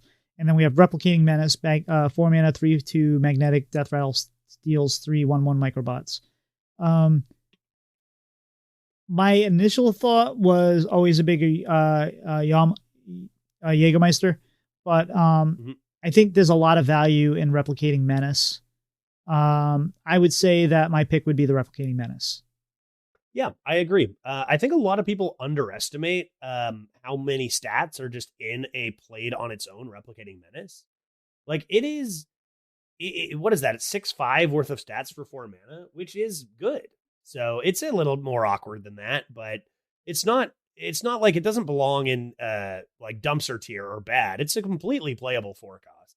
And we do have the Ziliax, and maybe that picks up on one of the 1/1s left over, and that's all right, you know? Yep. All right, so we have next pick, Awakened Tremors, Parachute Brigand, which is a 2 mana 2/2 after you play a pirate, summon this minion from your hand, and a Horseshoe Slinger again. I think this is Awakened Tremors. It's just too much value, especially with what we have in the Breers. And with the Buzzers. Tremors looks amazing here. Jeweled Macaw, Battlecry, add a random beast to your hand, always a bigger Jägermeister. And then we have Menagerie Mug, which is a 3 mana 2/2 Battlecry, give 3 random friendly minions of different types, +1/+1. If I didn't say the Macaw, yeah, I think I did say that. I think it's Macaw here. 1 mana play, get some tempo, get some value, and we don't have any cleaves, so I don't think Yarmonger is really that big of a deal, especially at 2 mana, maybe at 1. So I think it's Macaw. Yeah, and the cleaves aren't in the meta for arena players right now, so it makes that tough to find a good target for it. I agree. Jeweled Macaw, early play, a 1-drop, great, gives you some extra stuff, cool. All right, so we have a Saloon Brewmaster, Battlecry, return a friendly minion in your hand, give it +2/+2. Grim Necromancer, 4 mana 2/4, summon 2 1/1 skeletons, and Horde Pillager, equip one of your destroyed weapons. We still have no weapons. This one's interesting to me. This would go nicely with Ziliax, later in the game. This would also be kind of powerful with Selective Breeder, Jewel Macaw, our Silver Serpent. The 2 1/1s are nice as skeletons, but I feel like we're going to potentially have full boards. So I think it's Saloon Brewmaster here. Yeah, this is a close one. I think Horde Pillagers in last. No weapons. What can we do? Little tough. We got no weapons. We also have still no forge cards for that melted maker pick. So that's looking a little rough at the moment. Here's the thing about Brewmaster, Saloon Brewmaster in a Hunter, is it can really, really be sometimes a tough thing to get on the board without detempoing yourself too much. You kind of want your minions on the board when you're a hunter, and taking them back, even if they're gonna be bigger later, does sometimes take you a step back. Now it can be a solid value card, and even in some cases a solid tempo card, and it is up against weak cards. But for me, it's very close between the Grim Necromancer and just be like, well, it's not that good of a 4, but it's still stats, and the Brewmaster.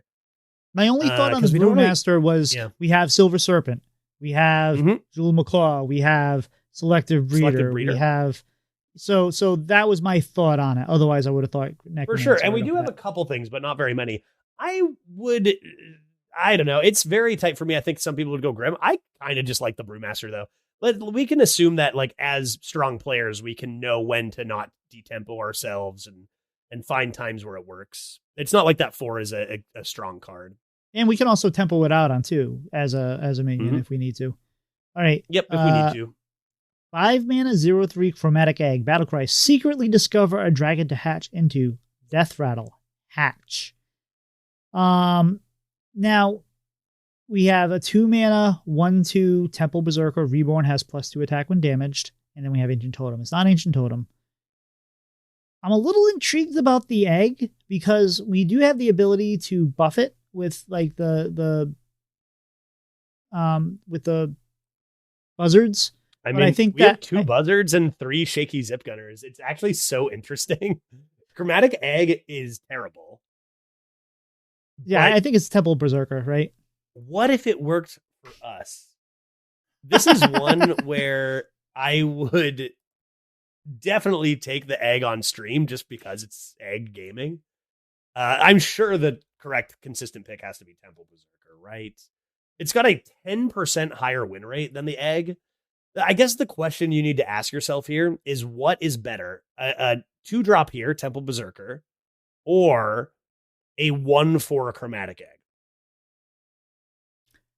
Is a 1/4 Chromatic Egg even better than a Berserker? It probably isn't. 5 mana to get pretty much nothing done that turn probably is not worth even an average dragon. Okay. So it's probably Berserker, but if there's a Chromatic Egg deck, it's this one with all these buffs, right? All right, now we have a 3 mana 4/4 Ogre Gang Outlaw Rush, 50% chance to attack the wrong enemy. A Camouflage Dirigible, a 6 mana 6/6 Battlecry, give your other mech stealth until next turn. And then we have a Dwarven Sharpshooter, 1 mana 1/3. Your hero power targets minions. I like the Ogre Gang and I like the Sharpshooter. I think a Sharpshooter because that just gives us the opportunity to maybe clear something early that we wouldn't be able to otherwise. Yeah, so I like Sharpshooter. It's a solid one and one I often pick up. We're not lacking ones. We do have Tremors, Battle Mage, Macaw, Mermy, so we have 5 of those. I would say because we have an adequate amount of ones that I would lean Ogre Gang Outlaw, which I think is the stronger card in general. So in this pick, I think I want the Outlaw.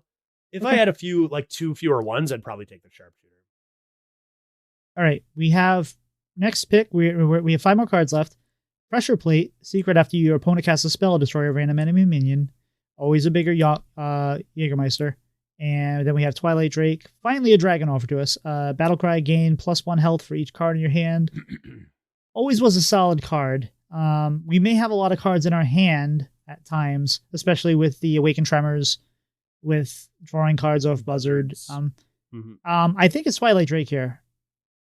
Yep, I agree. It's a solid 4, I think, in this deck, even though we were trying to play out pretty quick. A lot of our early cards add more cards to hand. Seems all right. fine. 5 mana, 4/4 Tram Operator mech, Battlecry, draw a mech. The next mech you play costs 2 less. Blackwing Corruptor, Battlecry, if you're holding a dragon, deal 5 damage. And then Smuggler Crate, give a random beast in your hand +2/+2. Too bad we don't have that Chromatic Egg anymore, although it's not a beast anyway. No. It's not Tram Operator, even though we can probably have some synergy with Ziliax. It's just not worth it, I don't think. And if we happen to draw patches. That's not going to help us at all. We do have the ability. So while we've been joking about dragons this whole time, we possibly could have dragons in our hand with the whelps. So maybe that the whelps. We do have the Twilight Drake, but particularly the whelps would probably help with the Blackwing Corruptor here. And Smuggler Crate seems pretty good too. Random beast in your hand, +2/+2, 0 mana. We don't have a lot of I think it's tight. I think it's Corruptor. I also think it's Corruptor. I think it's a very close pick. All three have their merits. Even Tram Operator, the discount, essentially makes it like a 3-mana 4/4 draw card, which if you think about it is actually kind of insane. You have to pay down the 5 mana up front, so it takes away a bit from it, but we have the 2 mechs. Tram Operator, I think, is an underrated card, but with those 2 Whelp Wranglers, I think I want the Blackwing Corruptor. Smuggler's Crate can be fine, but we're already like pretty light, even with the draw we have. And Blackwing Corruptor can just be a great finisher too. Okay. Serpent Egg. Death Rattle, 2 mana, 0/3, Death Rattle, summon a 3/4 Serpent. Sea Serpent, which is a beast, I would assume. Faceless Corruptor, 5 mana, 5/4, Rush, Battlecry, transform one of your minions into a copy of this. Clear the way. Side quest, summon 3 Rush minions. Reward, summon a 4/4 Griffin with Rush. I don't think it's clear the way. I don't think we have enough Rush minions here to make that really viable. We have a couple, but I don't think that we're going to have the synergy there. Sea Serpent is intriguing, but we have plenty of 2s. Faceless Corruptor could possibly, if I recall correctly, that was always a fairly strong card in Arena, so I think it's Faceless Corruptor here. I think it is too. Again, another one where you look at the egg and be like, this deck could be fine for these eggs that are normally garbage. But Faceless Corruptor is just better entirely, even to buff, right? It's a really good buff target. That's another target now for our Saloon Brewmaster, hitting one of those back and keeping the buff to copy. So that's I agree with that pick for sure. All right, next we have 2 picks left, I think, or unless we have 2 picks left. Big Game Hunter, 4 mana, 4/2, Battlecry, destroy a minion with 7 or more attack. Bait and Switch, 2 mana secret. When friendly minions attack, give it +3/+3. Quick Shot, 2 mana, deal 3 damage. If your hand is empty, draw a card. I think this is Quick Shot without even coming close. So this is an interesting one. I'd say BGH is out for me. It just doesn't quite cut it. It's too inconsistent, even if it can shine at some point. I think there's some viability to this Bait and Switch. Quick Shots could even be drawing cards, and it is reach, which is nice. Early tempo, it's strong. I think it's close here. The reason I look at Bait and Switch is particularly it has very good synergy with these Whelp Wranglers. Being able to keep those Whelp Wranglers on board a whole bunch is very powerful. And just to, even just coining this Whelp Wrangler, then coming into Bait and Switch is a very difficult thing to stop without a removal spell. I think I'd go Bait and Switch, even though it's very close. And without those 2, maybe I'd just take the Quick Shot. Probably could go either way. But Bait and Switch is, decent amount of stats too. All right, and our last pick is no pick at all. We have Murloc War Leader, 3 mana, 3/3. Our other Murlocs, which we have 0 +2 attack. Horseshoe Slinger again, or another Silver Serpent. I think this is Silver Serpent all day, every day, and Friday. Absolutely it is. Yeah, Silver Serpent all the way here. Never did find any forages, unfortunately. We also missed our Raptors, which is a staple in Hunter. No weapons. There were actually quite a few more tough picks and maybe bad picks in this draft than a lot of Hunters at the top right now. But I still think this deck looks solid with 2 Buzzards. I mean, 2 Awakening Tremors is also very strong. Just 2 Tremors, 2 Whelp Wranglers, and 2 Buzzards is kind of like just really, really good potential starts. Then you come into your Zip Gunners, which are buffing Twisted Frostwing, and they're buffing Faceless Corruptors. And then by that point, you're hoping maybe remove something with Silver Serpent and your opponent's dead is the idea. Don't draw Melted Maker. Just don't do that. Is my advice there. And yeah, that was solid. A good curve. It's still a 3 mana 3/3. They might not realize that we don't have any Forge cards, so they may want to clear it to prevent me from getting some that removal value or something. And yeah, it's possible. And so it's a decoy, and if we can drop a Ziliax on it, that's not the worst thing. So if you were taking this deck in the battle, Mm. what would you expect for a win rate with you piloting? That's so tough to say because like there's so much more variance nowadays than there were years ago. Predicting is so tough. I will say I have gone 12 this meta with worse hunters, but I've also gone 4 with better hunters. So, it's hard to say for sure, but I'm guessing that this is a deck that would win a good amount of games. Like I'm thinking there's an infinite deck. Just the fact that it has 2 buzzards, 2 whelp wranglers, and 2 of the 4/1s, 2 of the awakening tremors, filling in the blanks with other stuff. I think this gets to 7 just based on that. And then sometimes you'll be punished with drawing 2 or 3 of your weaker cards and not being able to keep up. But there's so much variance that it could go 3, it could go 12. I took this absolute trash hunter. Hunters generally are able to kind of steal games they have no business stealing just based on their hero power and reach as well. So I think it missed a couple key pieces, but it's got a really extremely strong base of early tempo. So I'd put a lot of money on it doing well. And I don't think I did too bad with my evaluation of the cards there.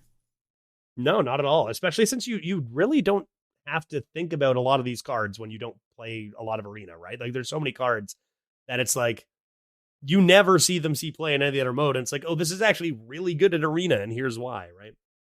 And then that's where it's fun. That's why a lot of times you see a card and you're just like, that'll never see play. And then the arena guys are like, oh, I can't wait to have that. So that makes a lot of sense. Mm-hmm. But anyway, that was a lot. That was a lot of fun. Hopefully we do that again sometime when you come by my stream. Yeah, for sure. But this episode is going way longer than I thought it was going to be. And I was like, how are we going to fill some time?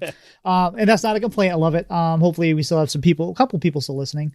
So, what's your favorite comfort food?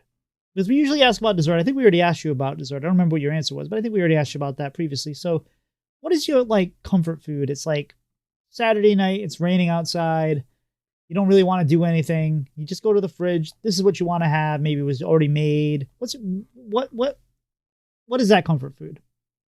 The thing I'm grabbing on a Saturday night, it's kind of raining. I'm reaching into the fridge. Tito, I'm grabbing an ice cold beer, my friend. That's my comfort food. All jokes, not even joking, I don't enjoy sweet food at all. I'll turn down pie, cake when it's offered at birthdays. I'll pass. I don't like sweet stuff. Actually, and you would not turn down dessert, my pie. I'm having a beer. You would not turn down my pie because you know what kind of pie it is? Oh, beer pie. It is a French Canadian meat pie.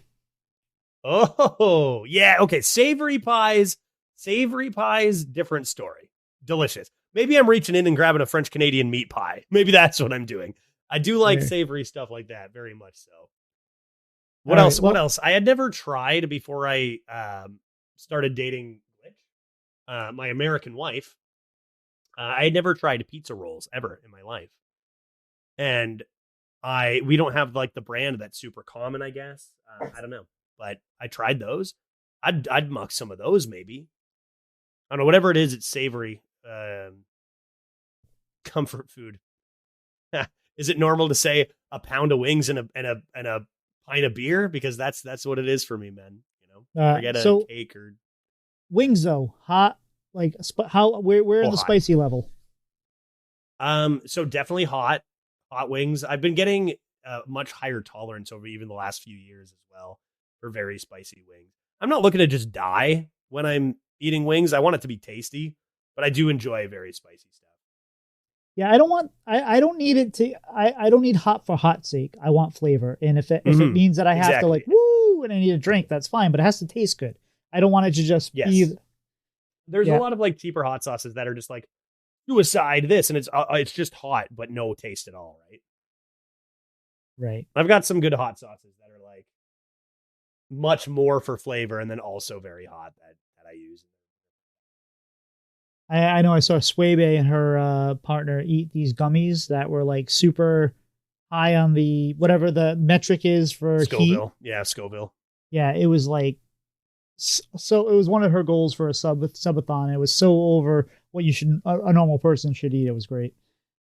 Yeah, those are fun. Chat loves those too. That's part of the reason why my tolerance has gone up with heat is due to stuff like that on stream. because they love it. I don't know. They just love to see their streamer in pain, writhing. So, Yeah, I never got that. I got the enjoyment out of that, but it's okay. Or like eating like the jelly beans that taste like vomit or whatever. Yeah, I can't do that. Yeah. Those will never come onto my stream. Dear viewer, leave us a review if you can. If you like the show, if you're still listening to this an hour and 45 minutes in, you like what we're talking about, or you just have fallen on the floor and cannot reach the stop button. Either way, just leave us a review, or maybe just give us 5 stars. That helps. The more people rate our show, the easier it is going to be for other people to find it. So we appreciate all the listeners. We actually had an enormous amount of folks listen to episode 50. So thank you so much. It was so nice to see. I don't know where the jump came from, but we were happy to have it. And I know Doc wishes he could be here too. I can't even imagine how long this episode would have been if we had Doc on too, because we would have had some debate on cards. But I do hope we get to do it sometime. So Judge, where can people find you on social media? So you can find me streaming on Twitch at twitch.tv/judge. I also am now simulcasting to YouTube for the first time as well. And I've already mentioned I've been uploading some new Hearthstone and variety stuff to my YouTube channel. That is youtube.com/c/hi, my name is Judge. I'm on Twitter at the same name. Hi, my name is Judge. And too early to probably start alongside my YouTube channel of new content. I actually just created that I haven't even posted on a TikTok account, and I'm going to get into Instagram Reels, both at Hi, my name is Judge. That hasn't really started yet, but I'm looking for some stuff there too. So lots of places to find me for sure. Probably Fair Twitch, enough. YouTube, and Twitter are the ones I've used the most so far. All right, and you can find Doc McButt at Doc McButt on Twitter. He says he streams, but I don't believe it. And you can find me at Tito Santana at Tito Santana HS on Twitter and Twitch. I stream quite often at night. Judge, you getting shout outs this week? Oh, shout outs this week. Yeah, I actually got a really good one this week. If you enjoy Arena and you've been listening to this one, go and follow Kolst.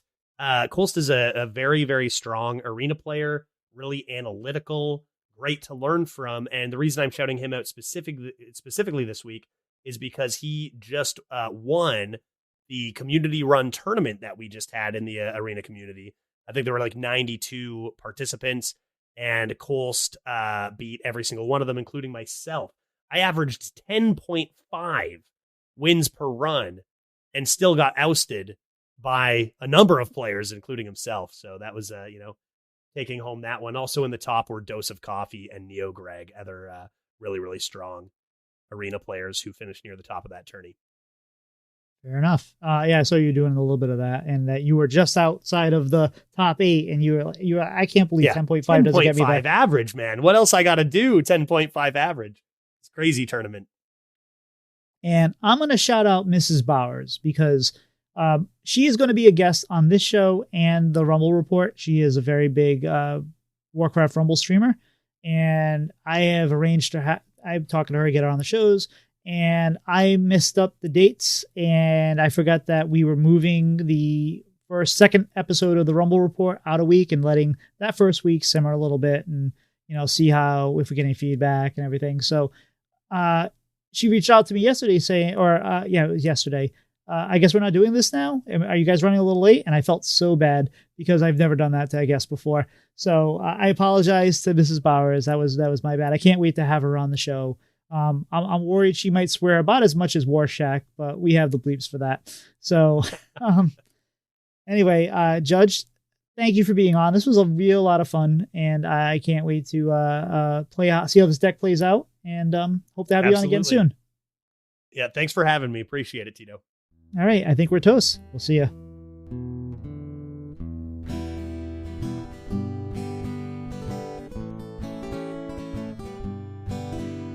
Slide two brothers meet one another when they slide up to the mic. It's bread and butter with one another. Let's start up that recording light.